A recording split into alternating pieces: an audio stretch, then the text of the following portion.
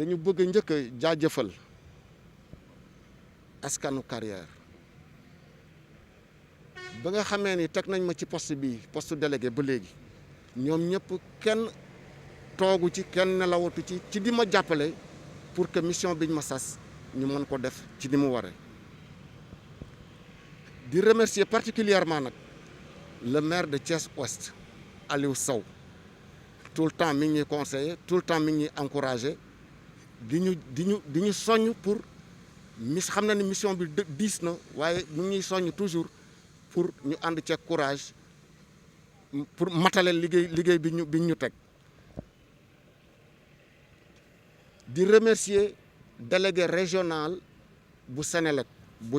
secteur Thiès Diourbel monsieur Thiam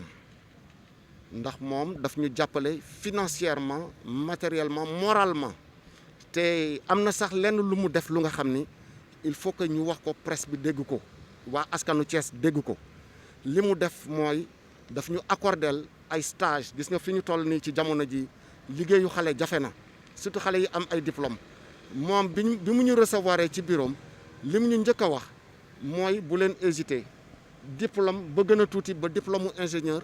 ku ci bëgg stage na def demande le délégué visé ko ngeen indi ko ñu xool liñ ci soxla ñu jël leen. kon loolu ku la ci taxawu ku la ci jàppale mi ngi jàppale jeunesse sénégalaise mi ngi jàppale fi ñu toll ni contexte actuel bi fii ci Sénégal li ñuy wax ni dañu bëgg ndaw yi liggéey kooku def na ci loxoom ak doole. ñuy remercier présidente fondation Amadou Dieye suñu jigéen suñu mbokk suñu dëkkandoo Awa Cheikh Xoll mooy présidente fondation Amadou Dieye moom itam ba mu déggee opération bi ba léegi toogul dugg na génn na yéeg na wàcc na pour action bii ñuy def mat ci ni mu waree ni mu gën a rafete dugal na ci loxoom financièrement dugal na ci xam-xamam dugal na ci dooleem donc moom itam dañ koy remercier bu baax a baax di remercier directeuru dalal bi Presta ñu koy wax Massiré Ndiaye moom itam du ay otoom du xaalisam du dooleem lépp def na ko ci pour action bi baax donc man ñooñu ma lay limal ñëpp ni ma ko mën a tuddee rek mooy action bi baax yëf yi mat ci ni mu war a mate ci ni mu gën a rafetee. ñuy remercier Ousseynou Diouf moom aussi avant sax ñu ko koy wax moom moo njëkk a ñëw taxaw ni action bu ngeen di mëne maa ngi ci biir moom déjà moom dafa ñëw porter volontaire donc biñ ko nee rek action bi dañ koy commencer tel bés ci la ni wax leen ma li ngeen di soxla comme matériel ma taxaw ci jël poosam def ci indi matériel am ba fi ñu toll nii actuellement nii moom dafa ñëw di ànd ak ñun ci biir liggéey bi ba pare di xool lan moo manqué ci matériel bi di ko mottali kon bokk kooku ñu ngi koy remercier bu baax a baax monsieur Ousseynou Diouf. ñi ngi remercier le procureur Ousmane Diagne dëkkandoo la nawle la moom itam dañ ko wax mu ni amul benn problème li ma ci mën dinaa ko ci def effectivement li mu ci mën def na ko ci Ousmane Diagne procureur. mënuñu bañ a remercier yenn personnalités yi ku ci mel ni waaw Yoro Sidibé opérateur économique Yoro Sidibé ñu koy wax Pulo di remercier le ministre docteur Pape Amadou Ndiaye moom itam bañ ko waxee li mu war a def yëpp def na ko génne na ci poosam génne xam-xamam wax ñu li ñu war a def ak li ñu pour action bi baax ñooñu ñëpp ñu ngi leen di remercier waaw ñooñu taxawu ci événement wu tey bi pour suñu quartier Carrière lépp luñ ci bëgg ni ñu bëggee quartier yi parce que ku ci nekk bëgg nga quartier bi nga nekk qu'il fasse bon vivre nga nekk ci environnement bu am sécurité am hygiène ñëpp a ko bëgg ñooñu ma la limal ñëpp ku ci nekk da nga cee taxaw pour loolu mën a sotti donc ñi ngi leen di gërëm et que di wax nit ñi ni lii opération bu njëkk la rek mais dafa am yu des parce que ëllëg dañ koy dolliwaat te yeneen semaines yi ñëw aussi dañ ciy taxawaat mënuñu jeexal li ñuy wax te man personnellement du ma leen ñàkk a wax ni man dama am engagement wu bu nga xam ni mënuma faillir mënuma ñàkk a respecter sama engagement parce que laataa ñu ñuy tànn le maire daf ñu laaj suñu xalaat fu ñu bëgg a jëmale suñu gox ku ci nekk bind man bi ma bindee wax ko dama ko xamal ni ko man sécurité moo ma ñor hygiène moo ma ñor te boo xoolee tey suñu taxawaayu tey bi hygiène la sécurité bi dafay ñëw ak le patron de Dalal bi Presta kooku ñu ngi koy négocier ak moom pour sécurité quartier bi éclairage public bi sax léegi du Senelec sax moo ko yore léegi mais municipalité bi moo ko yore mairie bi moo ko yore mais terewul le délégué régional bu Senelec taxawu nañu ci ba nga xam ni bu soobee yàlla fi nga xam ni mooy am ay lëndëm ci quartier bi yëpp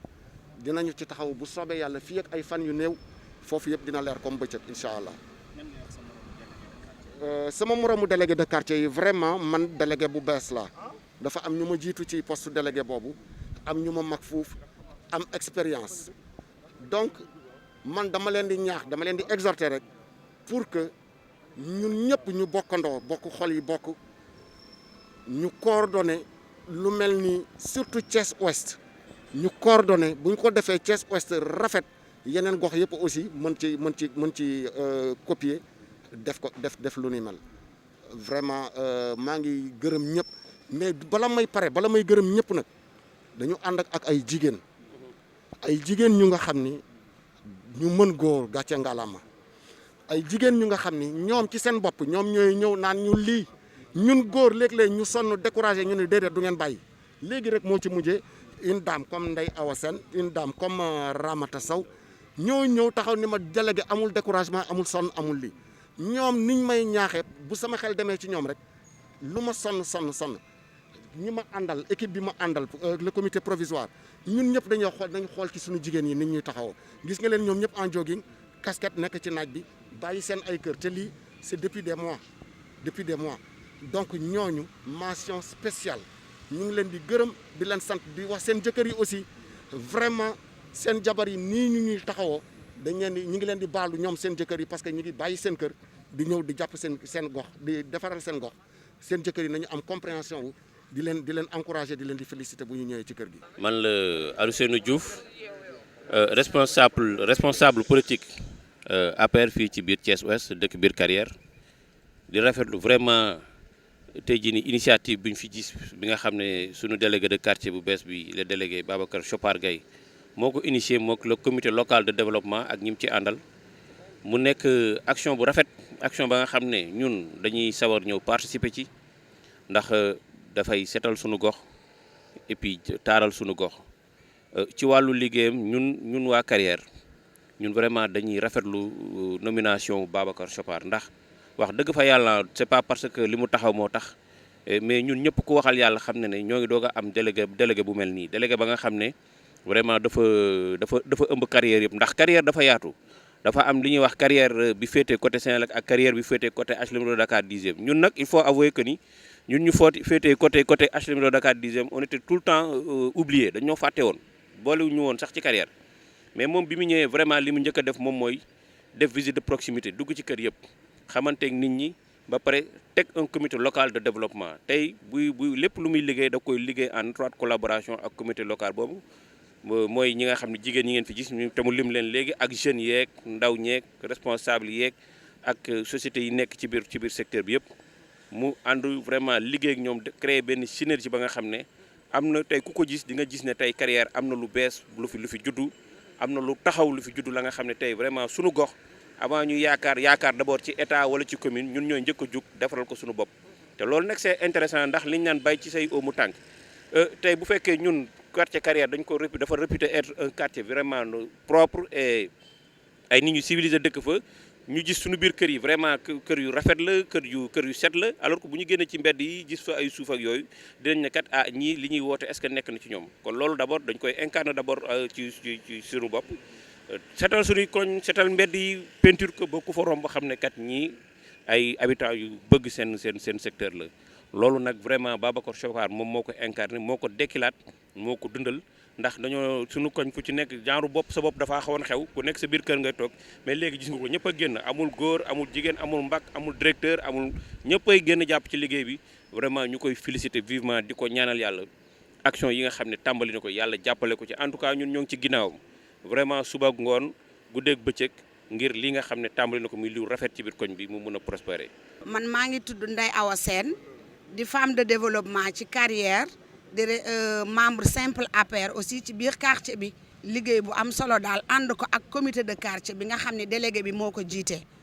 ñu koy remercier de passage Babacar Chopar Gueye di ko defal mention spéciale ndax lii dafa ñëw fi ñu ko soxlaa lu toll ni carrière ñu ni quartier résidentiel la nekk Thiès ville ci biir centre bi gën a jege dëkk bi carrière boo xoolee quartier yi gën a salte la bokk dañ ko fàtte mësul am délégué de quartier mi ngi koy soog a am lii c'est une première ci Thiès man bi ma fi dëkkee ba léegi dañ naan 10e carrière taf ñu ci biir 10e te quartier la comme 10e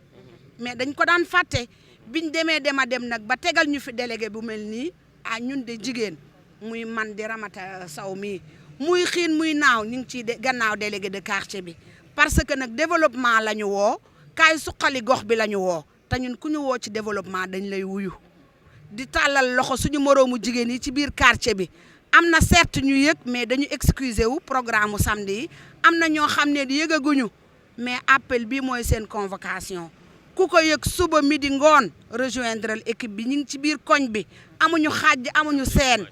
samedi ak dimanche bu jot ñu ngi ci koñ yi xooluñu APR xooluñu réew mi xooluñu lépp ñun daal suñu gox fii ci Thiès Ouest nañ nekk mburoog soow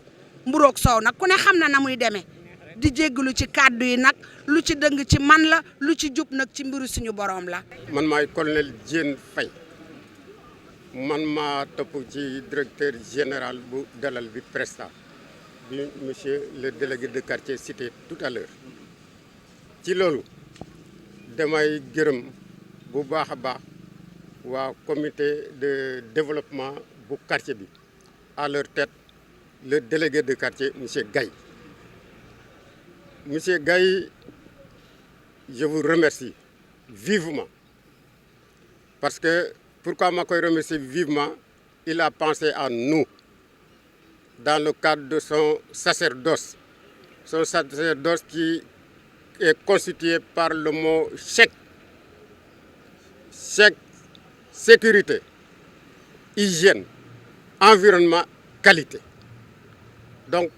il a bien cité le mot sécurité et c'est ça la base du développement. Tout développement, tout projet qui n'est pas sécurisé, il n'est pas viable. Donc, il a commencé par ça. Et aussi, je l'ai bien écouté parce qu'il a parlé d'éclairage et en parlant de la Sénélec. Donc, tout coin, tout quartier qui n'est pas éclairé, on dit que le quartier n'est pas en sécurité. Et il en a bien parlé. Et aussi, il a eu à le démontrer par le matériel Sénélec et le siège Sénélec qui a constitué le siège de lancement, je crois, de cette campagne. Et j'ai vu que beaucoup de gens revêtissent le t-shirt Sénélec. Tout à l'heure, j'ai taquiné les enfants là. Ma gis ñu def ci ginnaaw Sénélec, nouveau compteur intelligent, je crois plus rapide et plus meilleur. Donc ensuite, ils avaient tous des brouettes. Je leur ai demandé, mais les brouettes là, qu'est-ce qu'elles en est? Non, c'est le quartier. Donc ça revient toujours à la qualité et aussi à l'environnement. Et aussi, il a bien parlé de la sécurité du quartier. Donc pour nous, c'est une sécurité communautaire.